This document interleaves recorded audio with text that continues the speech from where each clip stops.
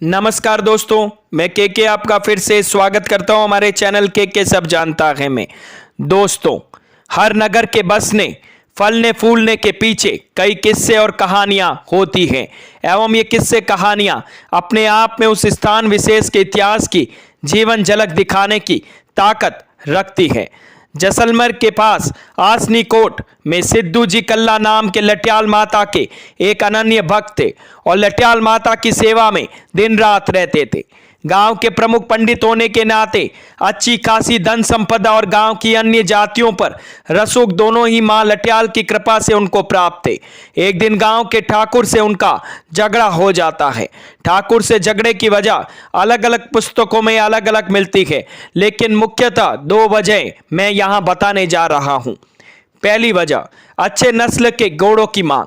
कहा जाता है कि सिद्धू जी कल्ला अच्छे नस्ल के घोड़े रखते थे और एक दिन उनके गांव के रावल ने उनके सामने घोड़ों की मांग रख दी, लेकिन सिद्धू जी को सौदा मंजूर नहीं था, इसलिए उन्होंने मना कर दिया, लेकिन रावल नहीं माना।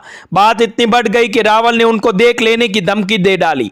जब सिद्धू जी मां की संध्या आरती कर रहे थे तब मां ने उन्हें आदेश दिया कि जिस जगह के शासक से बैर हो जाए वहां रहना अच्छा नहीं है, अतः आज रात इस गांव से प्रस्थान करेंगे।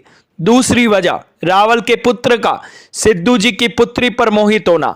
दूसरी किंवदंती के अनुसार रावल का पुत्र सिद्धू जी की पुत्री पर मोहित हो गया और शादी की जिद करने लग गया। चूंकि उस समय राजपूत पुरुष और ब्राह्मण महिला का विजातीय विवाह संभव नहीं था और सिद्धू जी ऐसा चाहते भी नहीं थे, सो उन्होंने मना कर दिया और इस मनाही का अंजाम झगड़े और उनकी पुत्री की अगुवाई करने की धमकी के रूप में सामने आया। इस दशा में जब सिद्धू जी ने लट्याल मां की संध्या आरती की तो उन्होंने इस गांव से प्रस्थान का आदेश दे डाला।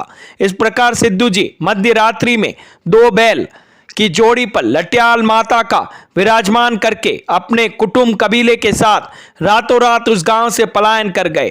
कहते हैं कि जब रावल के सिपाहियों ने सिद्धू जी का पीछा करना चाहा तो लट्याल मां के चमत्कार से वे आगे ही नहीं बढ़ पाए। चलते चलते लट्याल मां जिस बैलगाड़ी पर सवार थी वो बैलगाड़ी सिद्धू जी के गांव से 150 किलोमीटर दूर एक खेजड़ी के वृक्ष से जा टकराती है और उस वृक्ष के दो टुकड़े हो जाते हैं। लट्याल मां ने सिद्धू जी को वही निवास करने का आदेश दिया और वचन दिया कि मैं सदैव तेरे द्वारा बसाई गई इस लट्याल नगरी की रक्षा करूंगी। मान्यता यह है कि माता की बैलगाड़ी का जो टकराना खेजड़ी के पेड़ से होता है, इस टक्कर से पेड़ के दो हिस्से हो जाते हैं। यह पेड़ आज भी यहाँ मौजूद है। इस पुराने खेजड़ी के पेड़ को लेकर मान्यता है कि इसकी छाल नाखून से उतार कर अपने घर पर रखने से घर में सुख शांति समृद्धि बनी रहती है। इस आस्था के चलते भक्त यहाँ से छाल भी लेकर जाते हैं। नवरात्रि में यहाँ एक मेला आयोजित होता है जिसमें फलोदी के साथ साथ अन्य स्थानों से भी माता के भक्त आ जाते हैं।